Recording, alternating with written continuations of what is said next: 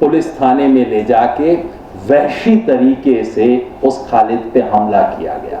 10-10 police वाले एक आदमी पे थे। खालिद की चिंता ये रहती थी कि 26 जनवरी आने वाला है, हमें देशभक्ति के गीत बजाने हैं, योगेंद्र जी आप कहीं से रिकॉर्डिंग करवा के भेज दीजिए। उस खालिद को ये दिल्ली के दंगे करवाने का कॉन्स्पिरेटर बताते हैं। इससे वाहियात मजाक कोई हो नहीं सकता।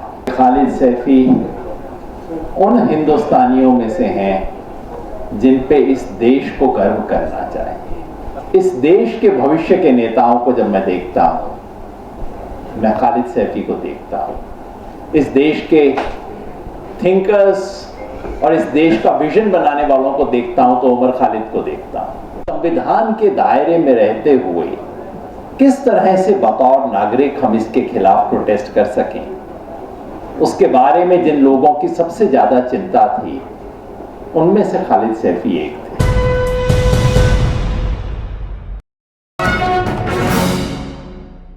कुछ घटनाएं हैं जिनकी सालगिरह मनाई नहीं जानी चाहिए और हम ऐसी ही एक सालगिरह पे बैठे हुए हैं। हमारे दोस्त खालिद सैफी 3 साल से जेल में हैं, बिना किसी कसूर के, बिना किसी एविडेंस के। खालिद को मैं कोई 10 साल से जानता हूं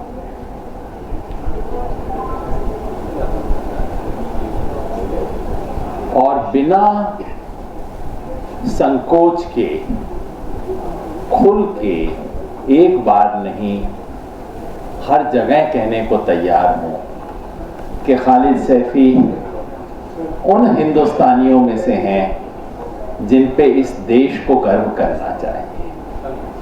खालिद सैफी उन नेताओं में से हैं जो सिर्फ एक समुदाय के नहीं, इस देश के भविष्य के नेताओं को जब मैं देखता हूं, मैं खालिद सैफी को देखता हूं।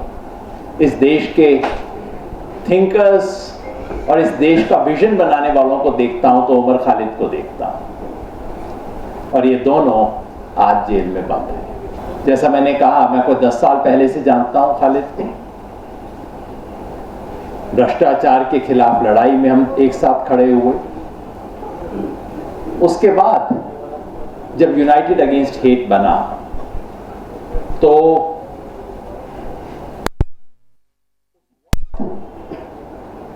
जो लिंचिंग के केसेस हो रहे थे, जगह जगह पे डिस्क्रिमिनेशन हो रहा था, उसकी लड़ाई में खालिद खड़े हुए, हम जैसे लोग भी साथ में जुड़े। और फिर जब सीएए आया तो उसके खिलाफ खड़े होकर देश में एक डेमोक्रेटिक तरीके से और संविधान के दायरे में रहते हुए किस तरह से बतौर नागरिक हम इसके खिलाफ प्रोटेस्ट कर सकें, उसके बारे में जिन लोगों की सबसे ज्यादा चिंता थी, उनमें से खालिद सैफी एक थे। मुझे याद है 19 दिसंबर जब दिल्ली में पहली बार बड़ा प्रोटेस्ट हुआ था, दिल्ली में, देश के अलग अलग इलाकों में हुआ था। हम सब लोगों को पुलिस पकड़ के ले गई थी और संयोग ये था कि मैं, खालिद और नरगिस भी, हम तीनों एक ही जगह पे बंद हुए थे। और तब मैंने पहली बार नरगिस को नारे लगाते हुए सुना था और मुझे लगा कि देखो, जब तक इस तरह के लोग इस देश में हैं जो इस हिम्मत से, इस शिद्दत से, इस ईमानदारी से अन्याय के खिलाफ खड़े हो सकते हैं, तो इस देश में उम्मीद है। शाहीन बाग शुरू हुए, खालिद उसमें भी इन्वॉल्व थे और जब उनके पड़ोस में खजूरी खास के जो इलाके के अंदर प्रोटेस्ट शुरू हुआ, उसमें खालिद इन्वॉल्व थे। मुझे बुलाया, मैं शायद 3-4 बार वहां गया, बोला। और मुझे याद है खालिद की चिंता क्या रहती थी कि योगेंद्र जी, ये मर्द लोग ज्यादा घुस जाते हैं इसके अंदर और ये आगे घुसेंगे ना कोई गड़बड़ कर देंगे, इसलिए ये इंश्योर करना है कि सिर्फ औरतें आगे रहें, कायदे से रहें, डिसिप्लिन रहे, किसी किस्म की कोई गलत चीज होने की गुंजाइश ही नहीं छोड़नी हमें। खालिद की चिंता ये रहती थी कि 26 जनवरी आने वाला है, हमें देशभक्ति के गीत बजाने हैं। योगेश जी, आप कहीं से रिकॉर्डिंग करवा के भेज दीजिए। खालिद की चिंता रहती थी कि इस देश के जो राष्ट्रीय प्रतीक हैं उसकी अवमानना किसी किस्म की ना हो। और जब दिल्ली में दंगा शुरू हुआ 24 तारीख को और 25 को हम लोग इंडियन सोशल इंस्टीट्यूट में मिले, तो सबने खालिद की जिम्मेवारी लगाई कि खालिद, कहीं से भी कोई डिस्ट्रेस कॉल आता है, उस परिवार को रेस्क्यू करना, चाहे जिसका हो, जिस मजहब का हो, जो इंसान हो। हम एक हेल्पलाइन शुरू कर रहे हैं, जिसका कॉल आता है वहां तक जल्द से जल्द हम रेस्क्यू करने की कोई वैन भिजवाएंगे। ये जिम्मेवारी खालिद ने ली। और पता लगा कि अगले दिन वही खालिद उसको, और जब हमें लगा कि एक दो जगह पे दिल्ली में, शाहीन बाग, दिल्ली में जो अलग अलग प्रोटेस्ट चल रहे थे नॉर्थ ईस्ट दिल्ली में, कहीं एक आधी जगह गड़बड़ होने की गुंजाइश है, कोई ज्यादा एक्साइटेड हो रहा है, कुछ उटपटांग हरकत ना हो जाए, तो हम सबसे पहले खालिद के बारे में सोचते थे, अच्छा खालिद भाई को वहां भेजेंगे, वो मना पुचकार के कहेंगे कि देखो कोई गड़बड़ नहीं होनी चाहिए। इतना शांति प्रिय व्यक्ति, वो जिसपे सब जिम्मेवारी समझते थे कि हाँ ये व्यक्ति होगा तो कोई गड़बड़ नहीं होगी, कोई गलत बात नहीं होगी, कोई गैर कानूनी हरकत नहीं होगी, सब कुछ प्रोटेस्ट जिस तरीके से हम करना चाहते हैं वैसा होगा। उस खालिद को ये दिल्ली के दंगे करवाने का कॉन्स्पिरेटर बताते हैं। इससे वाहियात मजाक कोई हो नहीं सकता।